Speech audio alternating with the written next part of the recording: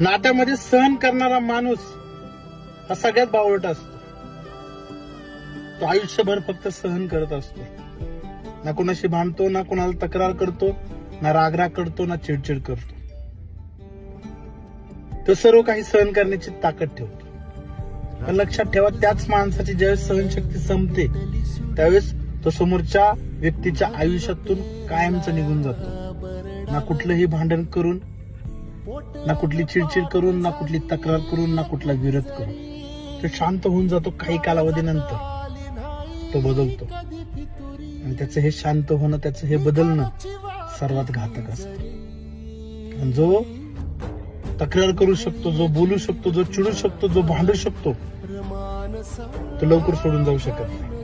पण जो सहन करून करून थकलेला असतो तो लक्षात ठेवा तुमच्यासाठी कायमचा मुकलेला असतो.